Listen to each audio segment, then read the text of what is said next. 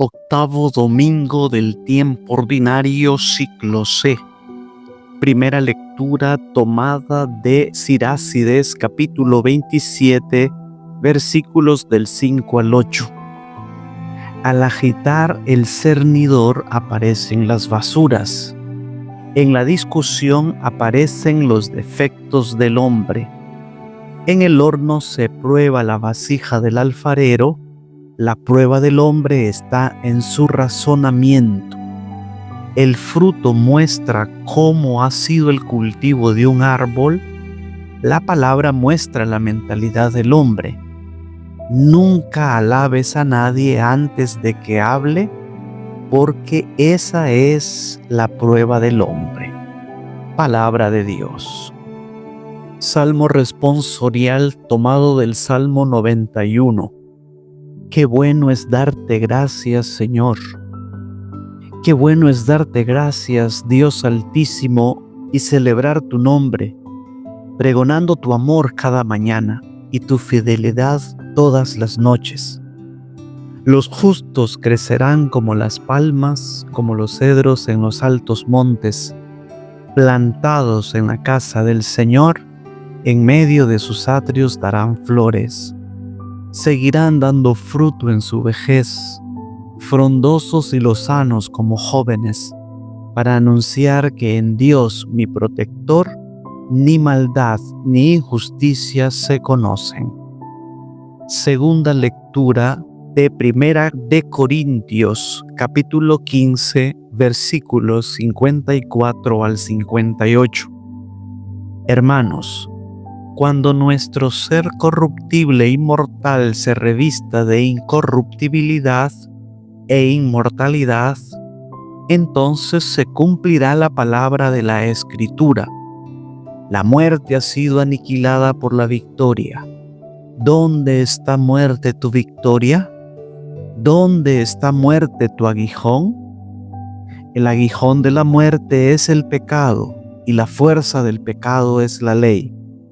Gracias a Dios que nos ha dado la victoria por nuestro Señor Jesucristo. Así pues, hermanos míos muy amados, estén firmes y permanezcan constantes, trabajando siempre con fervor en la obra de Cristo, puesto que ustedes saben que sus fatigas no quedarán sin recompensa por parte del Señor.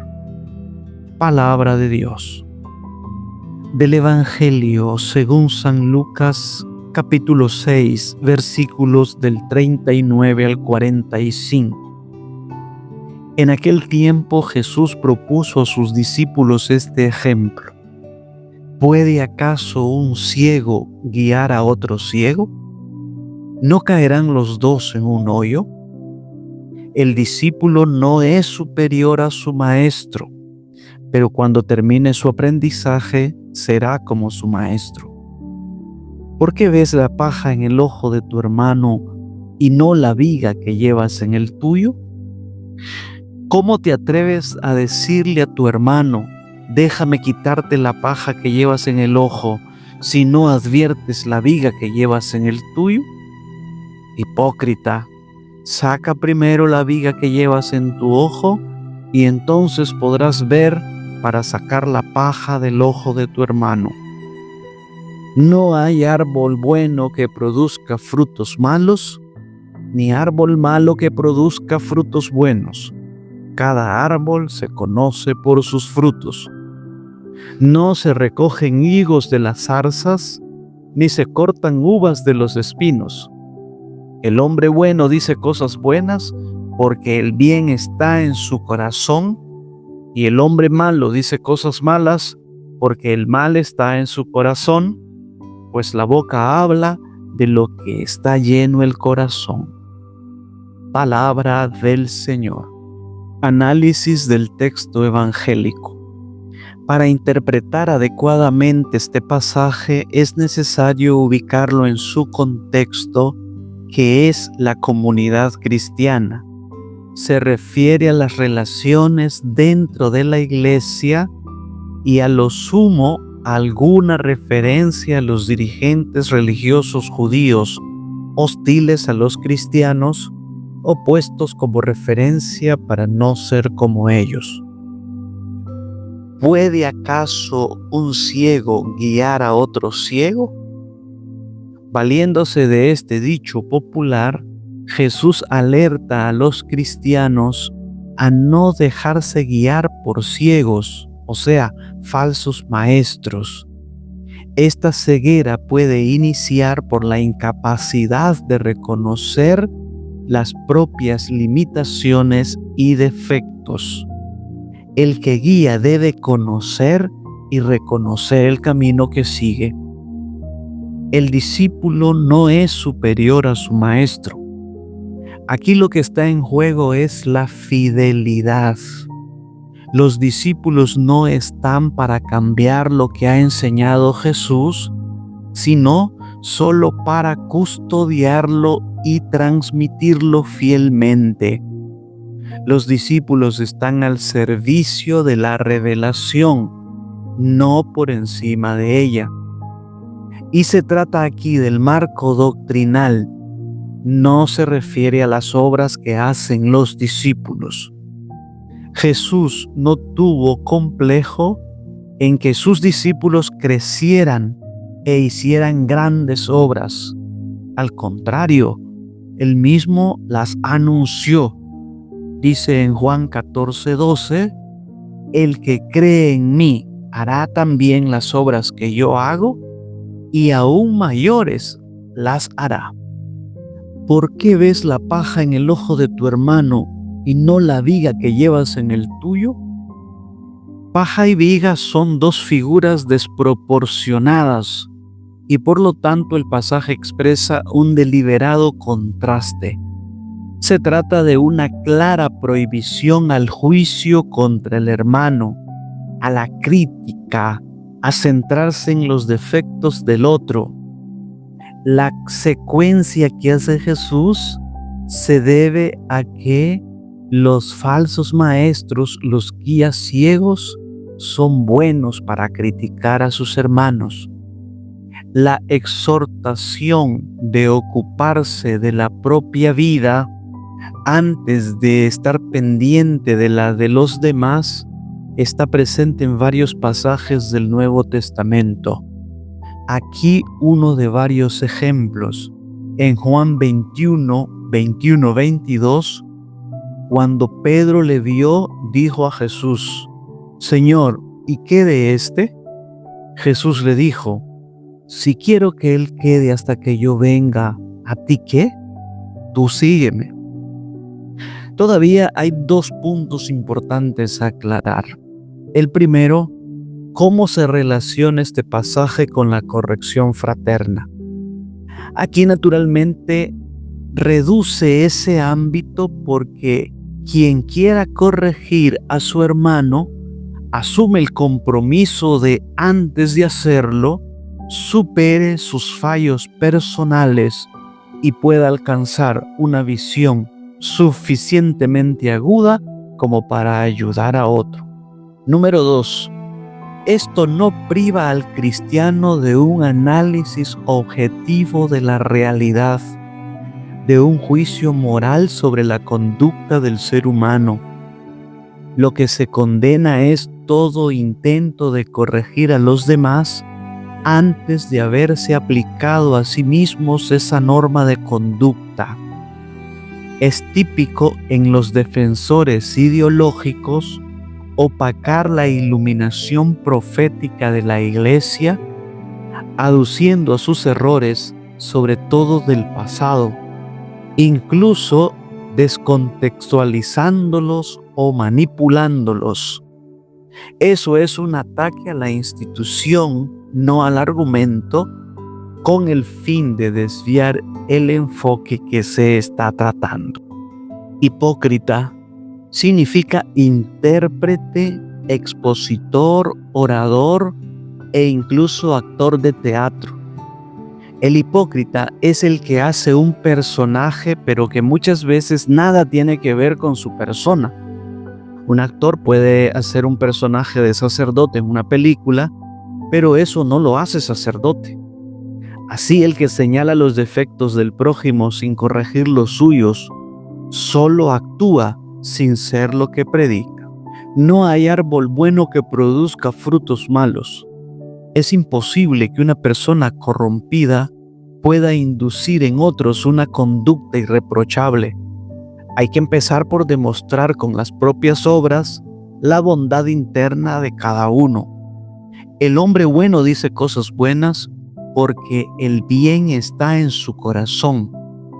Literalmente dice, el hombre bueno, del buen tesoro de su corazón, saca lo bueno. La palabra revela el contenido del corazón, es decir, los pensamientos que bullen en la mente humana. Si se entiende esa máxima como una referencia a los falsos maestros que pululan en la comunidad cristiana, el sentido se centra en las desviaciones producidas por un discurso depravado que nace de unas ideas aberrantes. Puntos de reflexión. Les daré 4 puntos que se puedan tomar en cuenta para la reflexión personal. Número 1. ¿Puede acaso un ciego guiar a otro ciego?